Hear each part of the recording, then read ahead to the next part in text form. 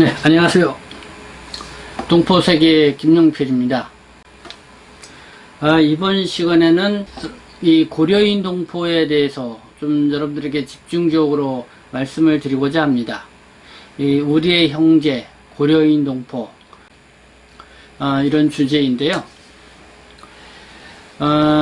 먼저 말씀을 드리고자 하는 것은 이 동포세계신문은 지난해부터 아시아발전재단, 그다음 한중문화학당 이 공동기획으로 한국에서 아시아를 찾다 이렇게 주제로 이 연속 탐방 기획 시리즈를 진행을 하고 있습니다.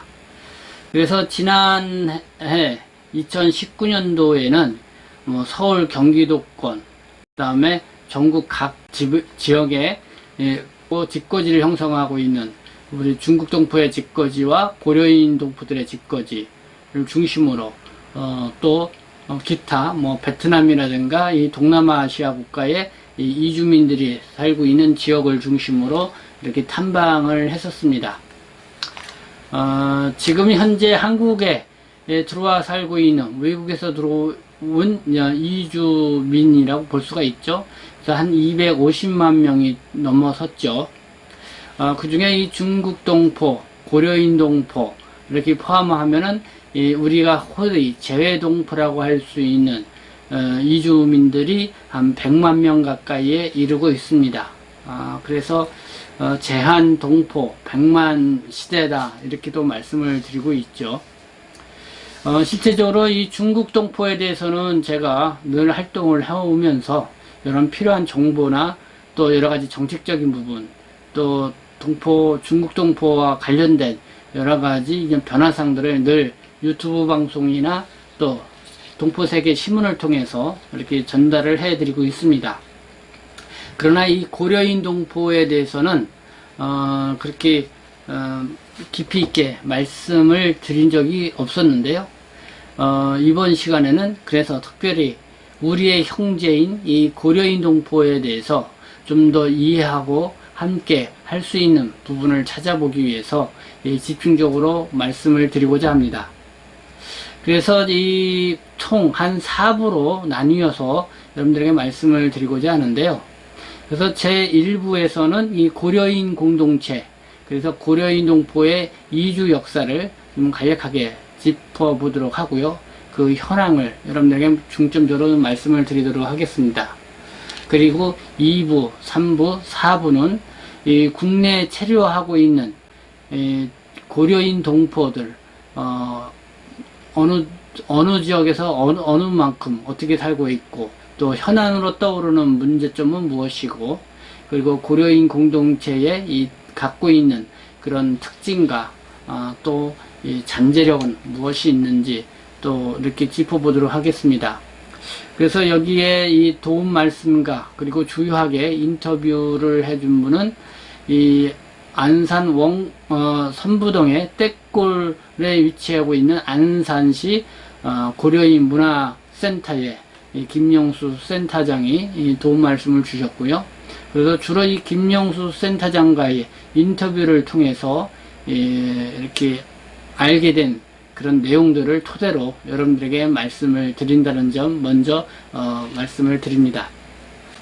자, 그러면 먼저 제1부 고려인 공동체 형성 간략사를 말씀을 드리도록 하겠습니다. 이 고려인을 네이버에서 검색을 해보면은요,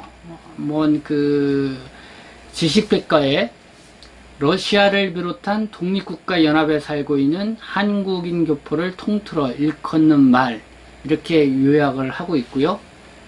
이 러시아, 우크라이나, 벨라루스, 몰도바, 카자흐스탄, 우즈베키스탄, 또 투르크메니스탄, 키르기스탄, 아르메니아, 아제르바이잔, 또 조지아 등 이 독립국가 연합 내에 살고 있는 한인 교포들을 총체적으로 일컫는 말이다, 이렇게 설명을 하고 있습니다.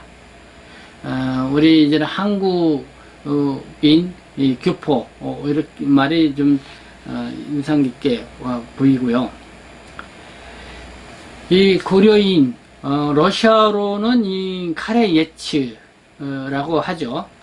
그리고 이제는 고려인 동포들, 그 현지에서는 이 고려 사람, 더러는 제가 또 탐방을 하면서 들어보니까 조선 사람이라고 스스로 또 이렇게 부르는 분들도 볼 수가 있었습니다.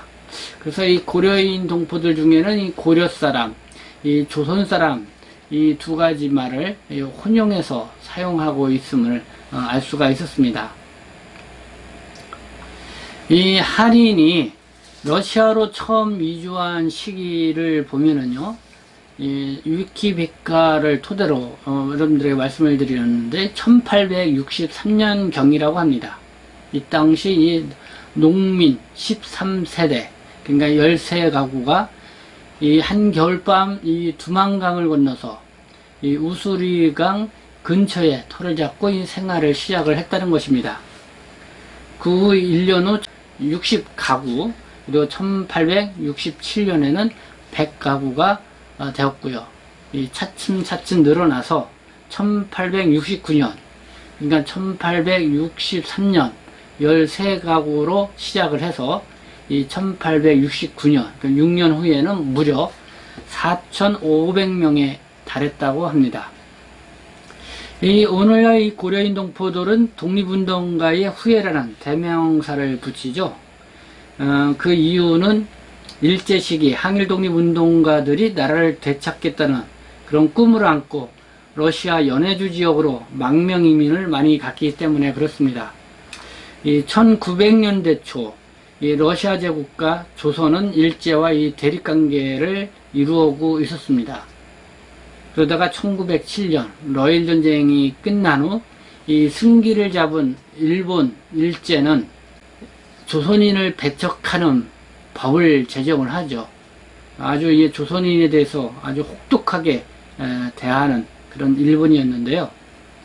이 조선인의 그 농장과 토지를 몰수를 하고 또 직장에서 해고를 시키게 됩니다. 이 한반도에서 정말 이 조선인으로 살아간다는 게 쉽지 않은 그런 시대를 맞게 된 것입니다.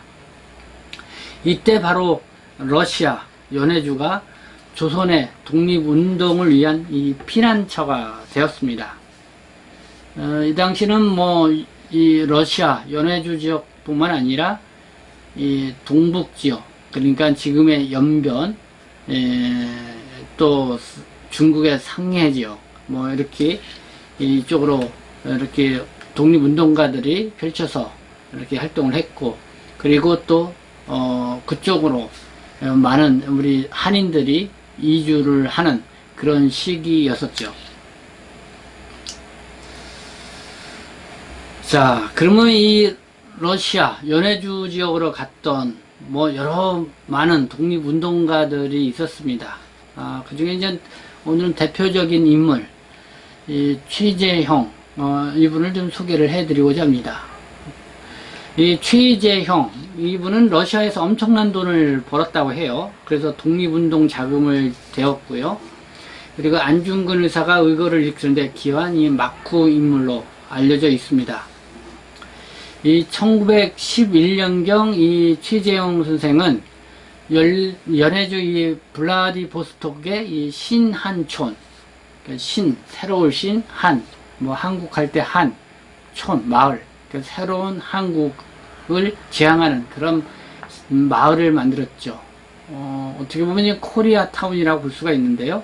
이쪽에는 이제 명동이라는 간판도 있었고요. 어쨌든 서울의 거리를 이 러시아 땅에 만든 것입니다. 그래서 이곳에는 이 한민학교, 또 고려극장, 선봉신문사 등 언론도 있었고요.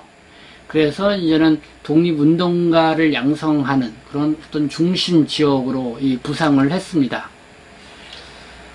그런데 이 1920년 일본은 이를 가만히 안 뒀죠. 신한촌 이 대학살을 자행을 했고요.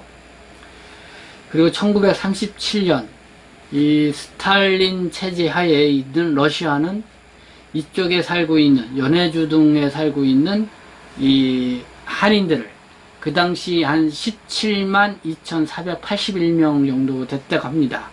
이 중앙아시아 지역으로 이 강제 이주를 시켰습니다. 완전히 뿌리채 흔들어 놓은 그런 사건이죠. 그래서 이 우즈베키스탄으로는 7만 6,526명이 갔고, 또 카자흐스탄으로는 9만 5,256명이 이주해 갔다고 합니다. 그러면서 또 이주해 가면서 이 1년 이주 그러니까 1937년, 1938년 이 기간 동안 강제 이주를 당하면서 사망한 사람들도 한 4만 명에 이르렀다고 합니다. 이것이 바로 이 고려인의 뼈아픈 이 강제 이주 역사가 되겠습니다. 그러면 오늘날 이 고려인 인구는 얼마나 될까요? 이 외교부가 재외동포 현황을 각 연도별로 발표한 것이 있습니다. 이거를 이민정책연구원에서 정리해서 나온 거를 그냥 게재를 했는데요.